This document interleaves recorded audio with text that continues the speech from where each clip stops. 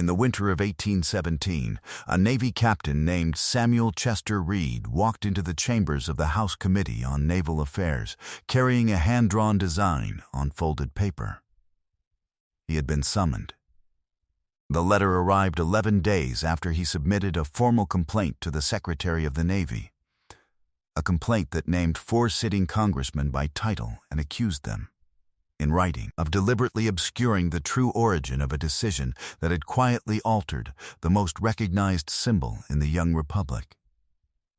By the time Reed left that building on the morning of December 9th, his design had been accepted. His name had been removed from the official committee record. And the man who had commissioned the change, a congressman from South Carolina named Peter Huger, had already left Washington on a government mail coach headed south. The first thing Reed said to his wife when he returned to their home on Cortlandt Street in New York City that evening was that they had thanked him warmly.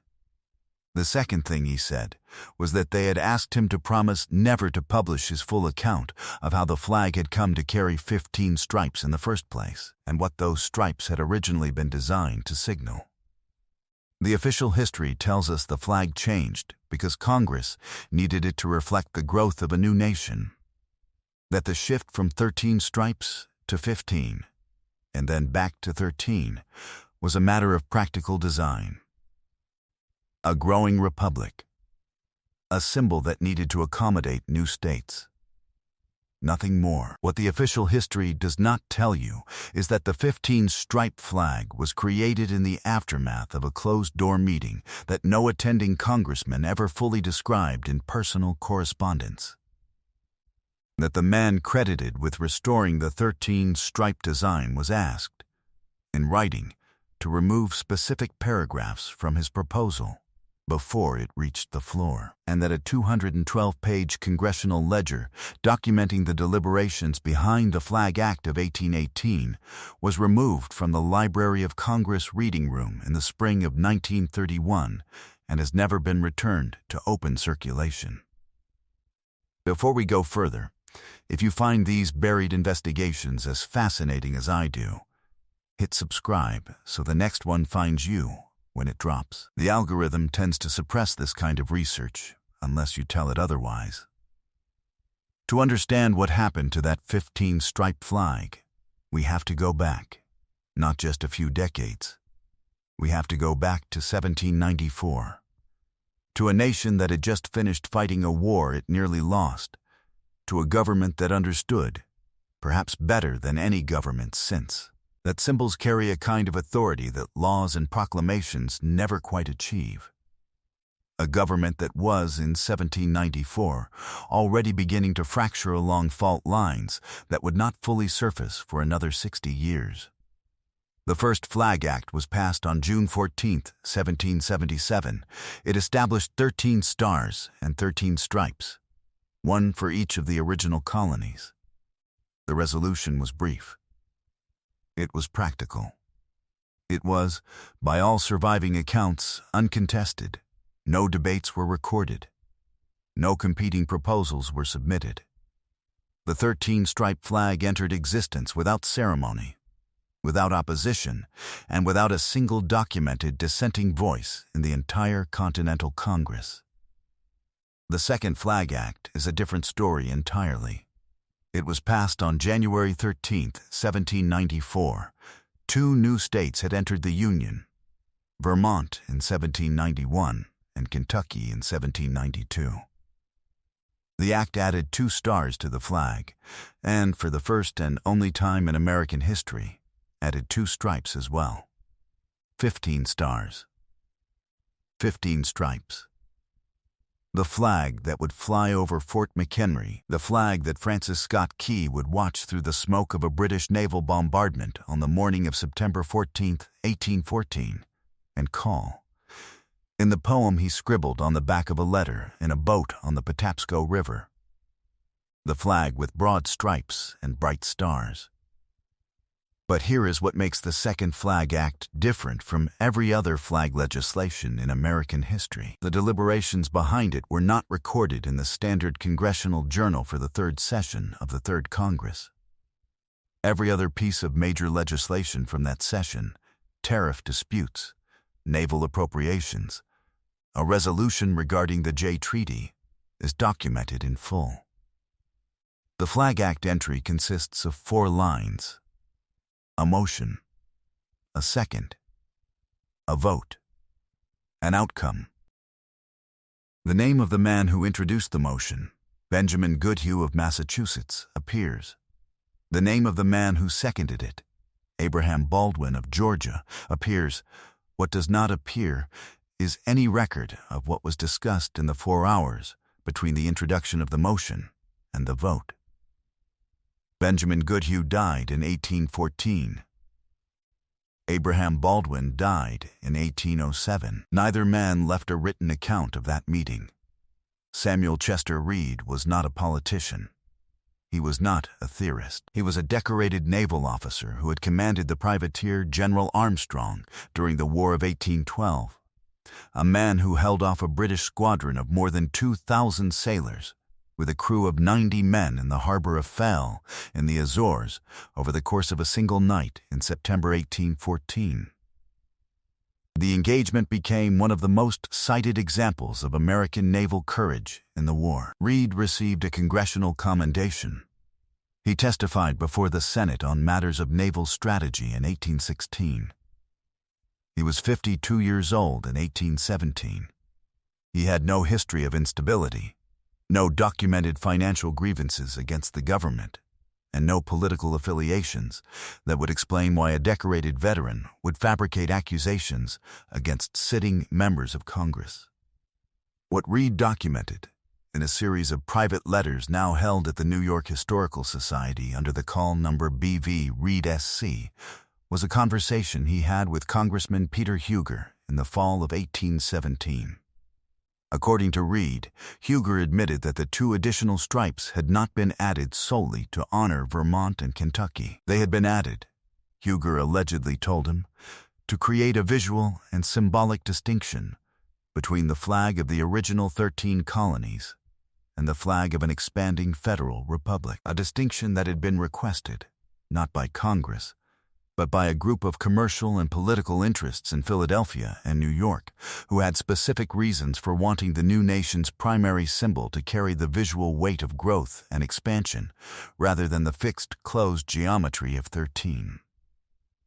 Huger did not name those interests to Reed, or if he did, Reed did not name them in the letter to his brother-in-law, Robert Harrison. What Reed wrote was that Huger had described the request as coming from parties whose influence on the 1794 deliberations will be clear to any man who examines the commercial records of that period. The Flag Act of 1818 reduced the stripes back to 13. 1 star per state, to be added as new states joined. The stripes would no longer change. 13 would be permanent. The official explanation, the one that appears in every textbook and every exhibit from the Smithsonian to Independence Hall, is that Captain Samuel Reed proposed this change to prevent the flag from becoming visually unmanageable as the nation grew. At the rate states were being added, a flag with 1 stripe per state would have required a design revision every few years. The 13-stripe solution was elegant. It was practical. It honored the founding without accommodating every subsequent expansion. That part is true. Reed did propose it. What is not in any textbook is what Reed was asked to remove from his written proposal before it was submitted to Congress. In a letter dated March 4, 1818, written to Robert Harrison, Reed described being visited at his home on Cortlandt Street at 7 in the morning by 2 men he identified only as agents of the War Department. They arrived without prior notice. They stayed for less than an hour. They asked him to remove 2 paragraphs from his flag proposal. The paragraphs, Reed wrote, described the political origins of the 15-stripe design and referenced the 1794 deliberations by name. They did not tell him what would happen if he declined. They did not threaten him. They simply asked, politely and with evident preparation, and waited while he considered. Reed removed the paragraphs. The proposal passed on April 4, 1818. President Monroe signed it the same day. The 15-stripe flag, the one that had been flying over American forts and naval vessels since 1794, was quietly retired.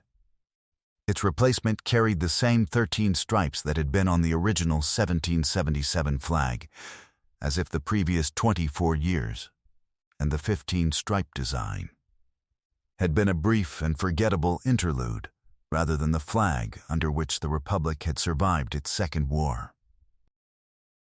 The flag that flew over Fort McHenry on September 14, 1814, had 15 stripes and 15 stars.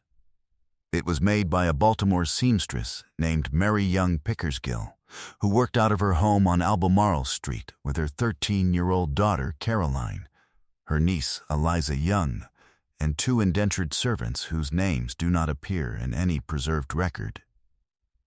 Pickersgill was paid $405.90 for the flag and $168.54 for a smaller storm flag flown during bad weather. The larger flag measured 30 feet by 42 feet. It weighed nearly 50 pounds. It is preserved today at the Smithsonian Institution's National Museum of American History. The Pickersgill receipt is preserved at the Maryland Historical Society. On the 3rd page of the original ledger, below the line entry for the Fort McHenry flag, there is a second entry.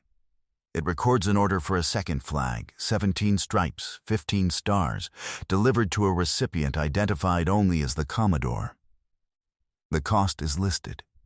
The dimensions are listed. The delivery date, August 21, 1813, is listed. The flag itself has never been identified. No record of its use, display, or eventual disposition has surfaced in any archive, naval record, or private collection that researchers have been able to locate. A 17-stripe flag in 1813 would have represented a number that corresponded to no official tally of states or recognized territories under federal jurisdiction at that time. There were 18 states by 1813, but the official count used for flag purposes was 15, the number established by the 1794 Act. 17 stripes matches nothing in the official record. It is a number that, as far as documented history is concerned, should not exist on an American flag from that period. Congress has never adequately explained why the deliberations on the Second Flag Act of 1794 were not recorded in the Standard Journal for that session. It has never explained why the 212-page Flag Act ledger from 1818 was removed from Library of Congress circulation in the spring of 1931, logged as transferred for preservation, with no receiving institution named in the transfer record. It has never explained why Samuel Reed's letter to Robert Harrison, donated to the New York Historical Society in 1847 by Reed's daughter Sarah, was catalogued incorrectly under the name S.C. Reed for nearly 60 years, making it effectively unsearchable until a researcher named Dorothy Bark identified the error and corrected it in 1906. It has never explained why the congressional record for the Flag Act of 1818 contains only a summary of Reed's proposal, rather than the full text, making it the only piece of major legislation from the entire 14th Congress for which the original submitted document is not preserved in complete form. It has never explained why the Pickersgill Ledger at the Maryland Historical Society contains a 17-stripe flag order, with no corresponding cancellation entry, no delivery dispute notation, and no subsequent reference in any known document from the period. These questions do not disappear because institutions decline to answer them. Samuel Chester Reed continued to serve the United States Navy after 1818 for the rest of his working life. He was appointed superintendent of the New York Harbor Signal System in 1829. He designed a series of harbor signal codes that remained in use for more than 3 decades. He died on January 28, 1861, at the age of 76, at his home in New York City. The official cause of death was listed as heart failure, his physician, a Dr. James Hobart Brown, documented the death in a single paragraph in his case register and then drew a line through it, not a correction. No notation explaining the crossing out, just a straight line in dark ink through a paragraph that described the circumstances of the death of a man who had spent 43 years keeping a promise he had made in a committee room in December of 1817. Reed's private papers, including the letter to Robert Harrison, remained in the possession of his family until 1847. His daughter Sarah, in donating them to the New York Historical Society, included a handwritten note. The note said her father had asked her to wait until after his death before releasing them. The note said he had been told, at some point before 1820, that certain contents of his correspondence, if published during his lifetime, could result in complications regarding his naval pension. The 15-stripe flag still exists. You can stand in front of it today in Washington. The conservation team at the Smithsonian has spent decades stabilizing the surviving fibers. 8 of the 15 stripes have been lost to time and damage. What remains is mounted on a climate-controlled backing behind filtered glass. The colors are faded, but the scale is intact. 30 feet. 42 feet. Broad stripes and bright stars, exactly as Key described them. And if you walk to the Maryland Historical Society and ask to see the Pickersgill Receipt Ledger, which is accessible to researchers upon request, you can turn to page 3 and read the second-line entry yourself. The 17-stripe flag, the Commodore. August 21, 1813, no delivery confirmation. No record of receipt. No record of the flag ever being seen again. Somewhere, in a storage room or a private collection or a sealed crate in a federal warehouse, there is a flag that does not fit the official count. A flag that was ordered, paid for, and delivered to a man identified only by a title. A flag whose existence raises a question that the official history of the American flag has never been asked to answer. Why would you commission a flag that corresponded to no official number? Unless the number was not yet official. Unless someone, in August of 1813, already knew what the count was going to be and wanted a flag that reflected it before Congress had voted to say so. The official record tells us the flag changed because the country needed it to. What the documents tell us is that at least one man who was directly involved in that change was asked, in the privacy of his own home, to remove the part of his account that explained why. He complied. He kept his promise. For 43 years, he flew a flag he had been paid to redesign and kept quiet about what he had been paid to erase. These stories survive because people refuse to stop looking. If you have made it this far, you already know that buried history does not disappear because institutions ignore it. It disappears when no one searches for it. Subscribe and share this with someone who needs to hear it. Next week, I am pulling a thread that connects this flag story to the founding of the Smithsonian Institution in 1846, specifically to a sealed transfer of documents from the estate of James Smithson that arrived in Washington in 1838 and was logged by the United States Patent Office under a classification number that would not be used again for another 40 years. One of those documents bears a wax seal that researchers have been attempting to identify for decades. You will not want to miss it.